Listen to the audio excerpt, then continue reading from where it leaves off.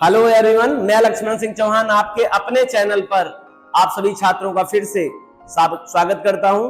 आज के इस पैथन ट्यूटोरियल क्लास में हम लोगों को सीखना है सेट क्लास टाइप और हम लोगों को सीखना है सेट क्लास ऑब्जेक्ट कैसे बनता है। तो ऑब्जेक्ट की बात ना करके हम टाइप लिखेंगे, सेट क्लास टाइप। आज का लेक्चर हम लोग सीखना है सेट क्लास टाइप। मैं आपको पहले एक्सप्लेन कर दूं, फिर मैं यहां बताना स्टार्ट करूं। Please right on the content of board कि हम लोगों ने सीक्वेंस क्लास पढ़ रखा है, ऑलरेडी कंप्लीट कर रखा है, जिसमें हम लोगों ने लिस्ट और क्या फिर पढ़ा, फिर हम लोगों ने पढ़ा टपल, फिर पढ़ा स्ट्रिंग और फिर पढ़ा हम लोगों ने आपका रेंज। ये चार सब type of sequence class complete कर चुके हैं। इससे पहले ठीक पढ़े थे प्राइमरी क्लास टाइप या प्राइमरी डाटा टाइप, जिसके अंतर्गत हम लोगों ने int, float, complex and bool, none ये सब पढ़े थे। और फिर हम लोग सीक्वेंस पढ़े। इसी सीक्वेंस को हम लोग बोले थे कि हम लोग इसे बता सकते हैं डिराइव्ड क्लास टाइप भी कह सकता हूं, क्योंकि हम लोग उसी प्री डिफाइंड या प्राइमरी डाटा टाइप की मदद से इसको निर्मित किए थे। आज की क्लास में हम लोगों को सीखना है set class type. Set is a pre defined class. Set भी एक प्री डिफाइंड क्लास है ऑफ पैथन। किसका? पैथन की। आप यहां चाहे फुल स्टॉप समझ सकते हैं। Set is a pre defined class of Python. जैसे कि आपने पहले बहुत सारे क्लास टाइप पढ़ चुके हैं, वैसे ठीक ये सेट भी एक pre defined class of Python है। फिर समझिएगा, set is a predefined class of Python. Predefined आप कह सकते हैं, पहले से पूर्व निर्धारित है, प्रीडिटेड है, पैथन के लाइब्रेरी में पहले से राइट की गई है। जैसे कि बहुत सारे हमने प्रीडिफाइंड क्लास पढ़े हैं पहले ही। आगे सच एस, जैसे कि लिस्ट, टपल, स्ट्रिंग, रेंज। ये देखिए लिस्ट, टपल, स्ट्रिंग, रेंज और क्या प्राइमरी क्लास में इंट, फ्लोट, कॉम्प्लेक्स, बूल और नन। आप देख सकते हैं हम लोगों ने लिस्ट पढ़ा, टपल पढ़ा, स्ट्रिंग पढ़ा और रेंज पढ़ा, और इसी को सीक्वेंस क्लास कहते थे। अभी ठीक इसके पहले प्रीवियस लेक्चर में हम लोग इसी को कंटिन्यू पढ़े हैं। और उसके बाद हम लोग स्टार्ट किए सेट क्लास टाइप। और उससे पहले भी क्या पढ़े थे? प्राइमरी क्लास में इंट क्लास पढ़े थे, फ्लोट क्लास पढ़े थे, कॉम्प्लेक्स पढ़े थे, बूल पढ़े थे, नन पढ़े थे। अगर आप इन सब क्लास को नहीं जानते हैं और आज चैनल पे पहली बार आए हैं, तो आपसे बताना चाहूंगा कि इसी डिस्क्रिप्शन लिस्ट में आपको लिंक प्रोवाइड मिलेगा। इस सभी डाटा टाइप को या we can say that class type को एक्सप्लेन किया गया बहुत डीप तरीके से। आप जरूर पढ़ने के बाद सेट पढ़िएगा, ज्यादा बेहतर तरीके से आपको समझ में आएगा सेट क्लास। आई होप ये लाइन आपको कंप्लीट समझ में आई। सेट एक प्री डिफाइंड क्लास है पैथन का, जैसे कि लिस्ट था, टपल था, स्ट्रिंग था, रेंज था, इंट था, फ्लोट था, कॉम्प्लेक्स था, बूल था और नन था। मैंने हम लोगों ने था इसलिए कह रहा हूं कि ऑलरेडी हम लोगों ने इसको पढ़ रखा है, ठीक है। और ऐसे सेट है, आगे लाइन देखेंगे। Set object can be create mutable और इम्यूटेबल। आप म्यूटेबल और इम्यूटेबल इस टर्म से वाकिफ होंगे, हमने आपको एक्सप्लेन किया है।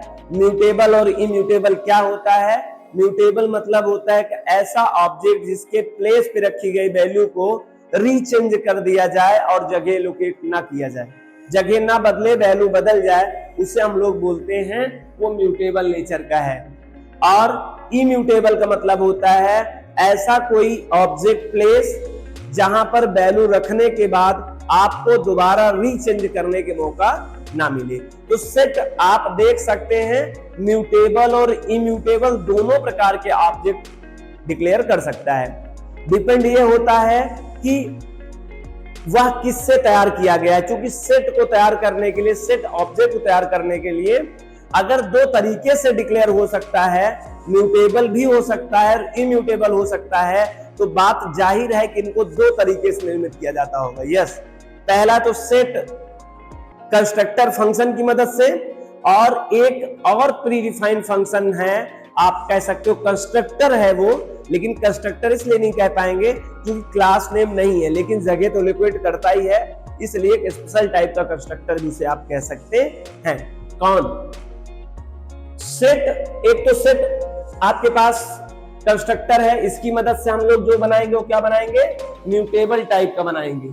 लेकिन एक फ्रोजन सेट है, या भी एक प्रकार का कंस्ट्रक्टर टाइप का ही है, लेकिन not we can say that directly constructor. लेकिन इस फंक्शन की मदद से अगर आपने प्लेस डिक्लेयर किया तो वो किस टाइप का बनेगा, वो बनेगा, ये आप देख सकते हैं इसका रिलेशन। सेट की मदद से बनाओगे तो म्यूटेबल सेट ऑब्जेक्ट बनेगा, फ्रोजन सेट की मदद से बनाओगे तो वो इम्यूटेबल ऑब्जेक्ट बनेगा। तो ये बड़ा एक मेजर क्वेश्चन हो गया कि अगर क्वेश्चन पूछा जाएगा सेट किस टाइप का है, म्यूटेबल होता है या इम्यूटेबल होता है, तो तय करना काफी मुश्किल है। पहले मुझे पता करना पड़ेगा कि वह सेट का ऑब्जेक्ट किसके द्वारा निर्मित किया गया है। फ्रोजन सेट के द्वारा अगर निर्मित किया गया होगा तो याद रखना वो इम्यूटेबल नेचर का हो जाएगा। अगर वो सेट के द्वारा बना हुआ है तो म्यूटेबल नेचर का रहेगा, जैसे कि प्रीवियस में हम लोगों ने लिस्ट देखा था। आई होप ये बात आपको समझ में आई। फिर से एक बार पढ़ूंगा। Set object can be create mutable और इम्यूटेबल। सेट का ऑब्जेक्ट दो तरीके से तैयार किया जा सकता है, म्यूटेबल भी और इम्यूटेबल भी। ठीक है, म्यूटेबल सेट के मदद से तैयार किया जाएगा और फ्रोजन सेट की मदद से इम्यूटेबल नेचर का सेट ऑब्जेक्ट क्रिएट होगा। आगे हम लोग बहुत डीप में समझेंगे जब इसको हम ऑपरेशन ऑफ सेट पढ़ेंगे तब। आगे, set does not accept duplicate elements. याद रखिए, आप अभी तक इससे पहले आपने ग्रुप ऑफ वैल्यूज को रखने की व्यवस्था सीक्वेंस क्लास में देखा था, चाहे वो लिस्ट हो चाहे टपल हो। आप लिस्ट और टपल को बहुत अच्छे समझते हैं। लिस्ट और टपल में आप देख लीजिए बहुत सारा होमोजीनियस और हेट्रोजीनियस टाइप के कांस्टेंट वैल्यू रख सकते थे, लेकिन यहां पर रख तो सकते हैं लेकिन डुप्लीकेट नहीं रख सकते। मतलब अगर आपने सेट के अंदर आपको एलिमेंट्स रखने हैं तो यूनिक एलिमेंट्स रखना होगा। ठीक, मैं फिर से पढ़ रहा हूं। Set does not accept duplicate value. Duplicate value accept नहीं करेगा, but no any error generate if given duplicate element sets objects. लेकिन किसी प्रकार का कोई एरर नहीं होता है। मतलब सेट को निर्मित करते समय, सेट ऑब्जेक्ट बनाते समय उसमें वैल्यू अगर आप देना चाहते हो, डुप्लीकेट भले दे रखे हो तो किसी प्रकार का एरर नहीं जनरेट होगा। बट मतलब रख तो सकते हैं, but we can not print at a same time, ऐसा समझ सकते हैं। प्रिंट मेथड या प्रिंट फंक्शन, सॉरी मेथड नहीं है फंक्शन है। प्रिंट फंक्शन जो होगा वो सेट ऑब्जेक्ट की जब वैल्यू शो करेगा तो ध्यान रखना जितना आपने डुप्लीकेट रखा होगा उसमें से वो शो नहीं करेगा, केवल यूनिक वैल्यू शो करेगा, डुप्लीकेट को नहीं दिखाएगा। और जब आप दिखाएगा नहीं तो रखने कोई मतलब हुआ नहीं और आप स्पष्ट भी नहीं कर पाएंगे रखा है कि नहीं रखा हुआ। तो कुल मिलाकर आप समझिए कि आपको सेट के अंदर डुप्लीकेट वैल्यू डालने से बचना होगा, क्योंकि आपके डालने से कोई अभिप्राय नहीं निकलेगा। अगर आप यही लिस्ट और टपल में अगर फिल करते तब तो मीनिंग था, लेकिन अगर सेट के अंदर डुप्लीकेट वैल्यू डालते हैं, जैसे 1 1 1 कई बार डाल देते हैं, या आप रैंडमली 1 1 कहीं डाल देते हैं, तो 1 टाइम ही शो करेगा, 1 से अगेन टाइम शो नहीं करेगा। कौन सा शो करेगा ये भी आपके लिए जानना बड़ा मुश्किल है। पहली बार वाला ही शो करेगा, लास्ट वाले से कोई लेना देना नहीं रहेगा। चले इस बात को फिर समझते हैं हम लोग। Set provides us resizable data structure. Resizable का मतलब होता है डाटा स्ट्रक्चर, मतलब a place where store values, उसे हम डाटा स्ट्रक्चर कहते हैं। जहां डाटा एक प्लेस पे जाके स्टोर हो क्रमागत तरीके से, क्रमागत मतलब एक प्रॉपर वे में, उसे हम लोग स्ट्रक्चर का नाम देते हैं। तो ये जो स्ट्रक्चर रहेगा रीसाइजेबल डाटा स्ट्रक्चर रहेगा। मतलब अगर एक बार आपने resizable data structure of user so that is provide to dynamic. देखिए, रीसाइजेबल का मतलब होता है कि आप उसमें से वैल्यू हटा भी सकते हो, ऐड भी कर सकते हो, लेकिन जिस भी ऑब्जेक्ट से वैल्यू हटाया जा सकता है और जोड़ा जा सकता है वह नेचर कौन सा होता है, म्यूटेबल। तो डिपेंड ये करेगा आपने या आपको जो म्यूटेबल नेचर का काम करना है वो फ्रोजन सेट से नहीं तैयार होना चाहिए, क्योंकि यहां पहले ही क्लियर हो चुका है म्यूटेबल भी बनेगा और इम्यूटेबल बनेगा। अगर सेट कंस्ट्रक्टर की मदद से आपने कोई ऑब्जेक्ट बनाया होगा तो उसमें रिसाइजेबल किया जा सकता है, मतलब उसमें वैल्यू हटाई भी जा सकती है, उसमें के एलिमेंट्स को ऐड भी किया जा सकता है। लेकिन फ्रोजन सेट की मदद से अगर आपने कोई सेट ऑब्जेक्ट तैयार किया है, उसमें वैल्यू रखा है, तो 1 टाइम के लिए होता है, उसमें बार बार चेंजेबल नहीं कर सकते हैं। ध्यान रखना। हालांकि ये बात, ये लाइन फ्रोजन सेट से हट के बताई जा रही है, केवल सेट कंस्ट्रक्टर के लिए बताई जा रही है, ध्यान रखना। नहीं फ्रोजन सेट आपके दिमाग में हो और ये लाइन में आपको कंफ्यूज करे। देखिए फिर से, सेट प्रोवाइड, यहां सेट आप समझिए, सेट कंस्ट्रक्टर ऐसा समझ लीजिए, set function provide as resizable data structure of user so that is also provide the dynamic size of set object class.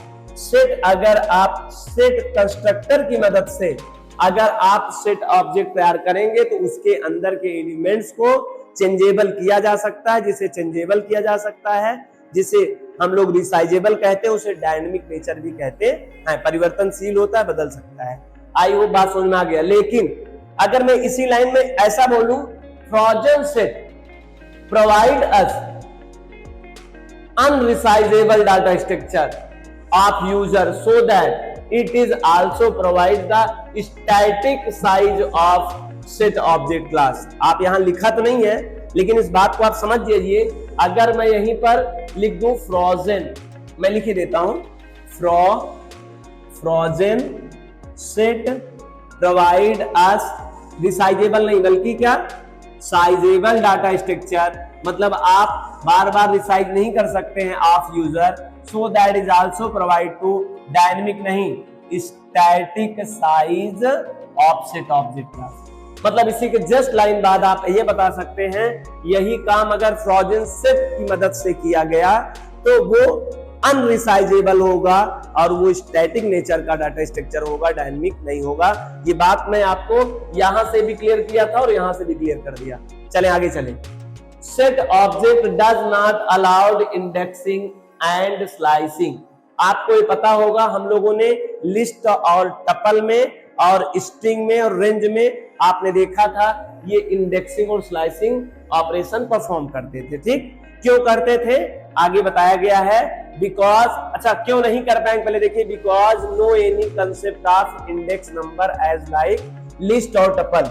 जैसे लिस्ट और टपल में इंडेक्स नंबर हुआ करते थे, वैसे इंडेक्स नंबर यहाँ नहीं होते हैं।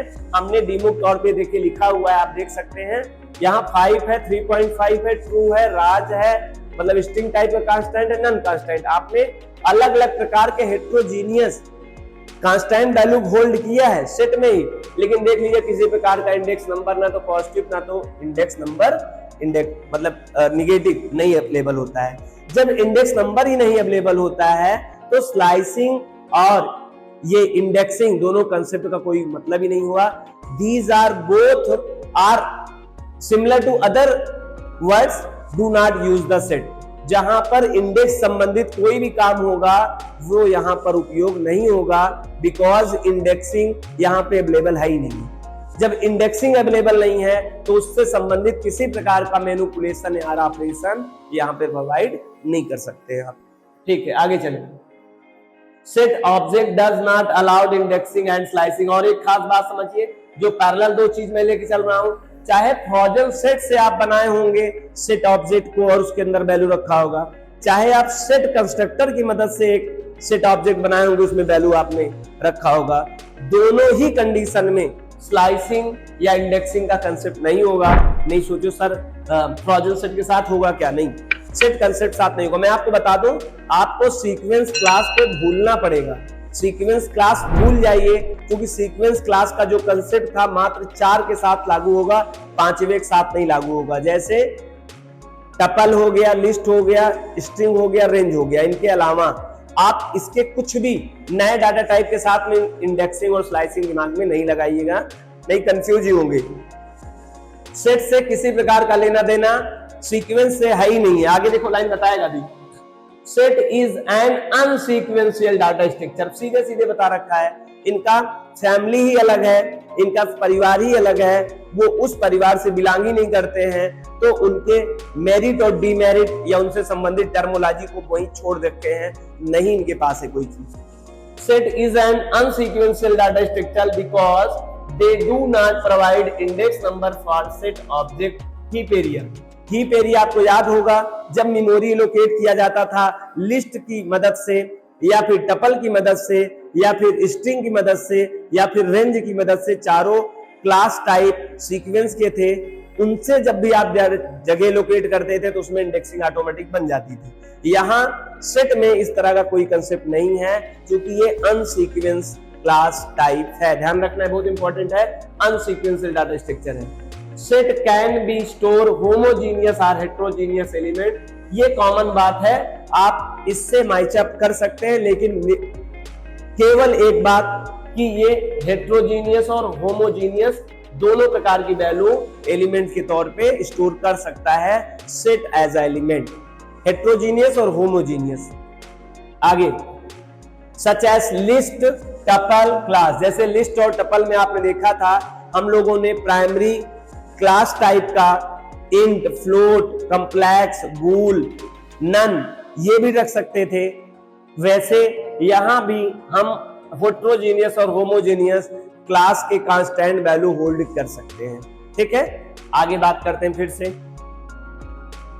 Set identified by a symbol, set का अपना एक सिंबल ये होता है, ठीक है, and the element separated by comma, और उसके अंदर अगर एलिमेंट्स करेंगे तो ये बड़ी कॉमन बात है कि कॉमा से सेपरेट होते हैं एलिमेंट्स, चाहे वो लिस्ट में रहे हो, चाहे वो टपल में रहे हो, चाहे वो स्ट्रिंग रहे हो। आप जैसे कि लिस्ट का अपना सिंबल ये रिजर्व था, टपल का ये है और स्ट्रिंग का ये है, ठीक उसी तरह से सेट का क्या सिंबल होगा, रिजर्व सिंबल, जो हमारा पीवीएम समझता है, ये कर्ली ब्रेसेस। ठीक है, आगे बात समझेंगे। Set is also called to container या कंपाउंड क्लास, सेट को हम लोग कंटेनर या कंपाउंड क्लास कहते हैं। क्यों कहते हैं? क्योंकि वो हेट्रोजीनियस होमोजीनियस वैल्यू रख लेता है। आगे एज लाइक टपल और लिस्ट, जैसे टपल और लिस्ट को हम लोग हेट्रोजीनियस और होमोजीनियस एलिमेंट के साथ रख सकते थे वैल्यूज प्लेस पे, ठीक उसी तरह से सेट में भी हम लोग हेट्रोजीनियस और होमोजीनियस वैल्यू को रख सकते हैं। और यह set as a container work कर रहा है, या सेट कंपाउंड मतलब वेरियस टाइप्स के एलिमेंट्स को अपने पास होल्ड कर पा रहा है, इसलिए इसका नाम कंटेनर और कंपाउंड क्लास भी कहा जा सकता है। आगे set also be provide, set class also be provide immutable data structure using provided set frozen set, ये बात मैंने पहले से कर रखा था, लाइन फिर से इंपॉर्टेंट समझना। सेट आल्सो, सेट क्लास आप कह सकते हो, आल्सो भी provide immutable data structure, immutable भी प्रोवाइड करता है। वैसे बाय डिफॉल्ट कैसा करता है वो, विदाउट फ्रोजन सेट के म्यूटेबल करता है, लेकिन फ्रोजन सेट के साथ क्या करता है, इम्यूटेबल करता है। मतलब अगर सेट कंस्ट्रक्टर के साथ अगर आप डिजाइन करते हो, कोई ऑब्जेक्ट क्रिएट करते हो, तो वो म्यूटेबल नेचर का रहेगा, लेकिन यदि आप फ्रोजन सेट फंक्शन की मदद से अगर डिजाइन करते हो ऑब्जेक्ट, तो वो इम्यूटेबल टाइप का रहेगा। आगे when we are create set object using frozen set, ध्यान रखने वाली बात है, यदि हम लोग क्रिएट करते हैं set object using frozen set की मदद से, then its nature is immutable, इसका नेचर कैसा हो जाएगा, इम्यूटेबल। और इम्यूटेबल का मतलब अगर आपको समझना हो तो जैसे लिस्ट में था, टपल स्ट्रिंग में था, और रेंज भी इम्यूटेबल था, जैसे लिस्ट नहीं, टपल, स्ट्रिंग एंड रेंज, ये इम्यूटेबल नेचर के हैं। रेंज भले आपको नहीं समझ में आया होगा नेचर सही से, लेकिन टपल और स्ट्रिंग का नेचर आपको बहुत अच्छे से इम्यूटेबल समझ में आया होगा। अगर आप पहली बार लेक्चर देख रहे हैं तो इसी डिस्क्रिप्शन लिंक में आपको मिल जाएगा टपल और स्ट्रिंग, वहां से आप इम्यूटेबल और म्यूटेबल का कंसेप्ट बहुत अच्छे से समझ सकते हैं। चले आगे लाइन में देखें। Set does not maintain insertion order, set insertion order maintain नहीं करता, इन द सेंस आप इंडेक्सिंग है नहीं तो 0 पे गया, 1 पे जाएगा कि 2 पे जाएगा। जैसे हमने 5 वैल्यू रखा, तो लिस्ट और टपल में क्या था, स्ट्रिंग में क्या था कि पहली वैल्यू 0 इंडेक्स पे, दूसरी वैल्यू 1 इंडेक्स पे प्रॉपर में जाता था, लेकिन इनका कोई ऑर्डर तो प्रिजर्व होता नहीं है, तो ये इंसर्शन ऑर्डर इनका क्या है, इनका मेंटेन इंसर्शन ऑर्डर नहीं होता, कहां वैल्यू जाएंगी, मतलब इनका कोई इंडेक्स नंबर है नहीं, कहां जाएंगे। अच्छा कहां जाएंगे तो निकालते समय कैसे आएंगे इसका भी कोई तय नहीं है। ये अनऑर्डर्ड लिस्ट है, आप कह सकते हो, ऑर्डर नहीं बल्कि कैसी है, अनऑर्डर्ड लिस्ट। आप जिसका set does not maintain insertion order, और जो इंसर्शन ऑर्डर मेंटेन नहीं करता है उसे हम अनऑर्डर्ड लिस्ट के नाम से भी जान सकते हैं। ऐसी सूची जिनमें ऑर्डर नहीं मेंटेन होगा लेकिन वैल्यूज होंगी, ध्यान रखना, इसे अनऑर्डर्ड लिस्ट भी कहते हैं। We can not determine in which order set element displayed. आप ये तय नहीं कर सकते हो कि कौन सी वैल्यू किस इंडेक्स किस प्लेस पे जाके शो होगी, ये तय नहीं है। जैसे ठीक उसी तरह से हमारे पास जो भी कुछ लर्न कर रहा हूं, जो आप सुन रहे हैं, ये तय नहीं है कहां जाके ये हमारे मेमोरी में, हमारे चित्त में, हमारे स्मृति में कहां जाके सेव होगा, इसका कोई प्रॉपर तरीका नहीं है। उसको जहां सेट होना होगा हो जाएगा। कोई प्रॉपर इंडेक्स नहीं होता हमारे ब्रेन में कि जो चीजें आप सुन रहे हैं वो प्रॉपरली जाएंगी, वो दाएं बाएं हो जाती है। इसलिए रिवीजन बहुत इंपॉर्टेंट है। रिवीजन के माध्यम से इसका सीक्वेंस सेट किया जा सकता है मैन्युअली, लेकिन ऐसा होता नहीं है कि वो क्रम से जाए। आगे चले, set class also provide to set constructor function which help to create set class object. जैसे कि लिस्ट के पास लिस्ट का कंस्ट्रक्टर फंक्शन था, टपल के पास टपल का अपना कंस्ट्रक्टर था, जैसे स्ट्रिंग क्लास के पास str नाम का कंस्ट्रक्टर फंक्शन था, वैसे रेंज नाम में रेंज क्लास के पास रेंज नाम का अपना कंस्ट्रक्टर फंक्शन था, वैसे ठीक सेट के पास भी सेट का कंस्ट्रक्टर फंक्शन है। और अगर सेट के कंस्ट्रक्टर फंक्शन की मदद से अगर आपने ऑब्जेक्ट क्रिएट किया, उसमें वैल्यू रखा, तो उसका नेचर म्यूटेबल होता है, उसकी वैल्यू को चेंजेबल किया जा सकता है। आई होप ये बात आपको फिर से मैं 3 या 4 स्टेप में फिर से रिपीट किया कि कब इम्यूटेबल टाइप का ऑब्जेक्ट क्रिएट होगा सेट में, कब म्यूटेबल टाइप का होगा। But do not create set object using constant symbol. मेरी बात ध्यान से समझना। आपने लिस्ट में इस सिंबल की मदद से एम्प्टी बना सकते थे, ऑब्जेक्ट बन जाता था। आप टपल की मदद से ऐसे बना सकते थे। आप स्ट्रिंग ऑब्जेक्ट को बनाने के लिए इनका सिंबल रिजर्व दे देते थे। सेट का अपना सिंबल तो है, तो आपको लगा होगा या आप समझे होंगे कि आप इस नाम से आप बना लेंगे सेट नाम का ऑब्जेक्ट, तो नहीं बनेगा। इसका रीजन ये है कि this symbol is already provide by the dictionary class. Dictionary class को पहले से रिजर्व कर दिया गया है, जिस कारण से ये ए यहां पर अगर इस तरह से करते हो, इसकी जाति पता करते हैं, क्लास पता करते हैं, तो सेट क्लास का ए नहीं होगा, बल्कि ए ऑब्जेक्ट किस टाइप का हो जाएगा, डिक्शनरी क्लास का हो जाएगा। और हम लोग डिक्शनरी पढ़ेंगे सेट के जस्ट बाद, ठीक है। तो आप कुल मिला के इस बात को भी ना समझे, ये नया वर्ड है। मैंने पहले कोशिश करता हूं कि आपसे ऐसे कोई वर्ड ना बोलूं जो आप नहीं सुने हो। तो डिक्शनरी भी आप नहीं सुने, ना सोचिए आप उस बारे में, क्यों नहीं समझिए कि इस तरह से कोई एम्प्टी सेट नहीं बनेगा। जैसे कि आपने लिस्ट के सिंबल से एक एम्प्टी लिस्ट बना लेते थे, टपल के अपने स्पेसिफाइड सिंबल से टपल का एम्प्टी ऑब्जेक्ट क्रिएट कर लेते थे, स्ट्रिंग के अपने रिजर्व सिंबल से एक एम्प्टी स्ट्रिंग ऑब्जेक्ट तैयार कर लेते थे। वैसे सेट सिंबल तो है, लेकिन इससे एम्प्टी सेट ऑब्जेक्ट क्रिएट नहीं होगा। ये बात क्लियर समझ में आया? ठीक है, आई होप आपको ये सेट क्लास ऑब्जेक्ट समझ में आया है।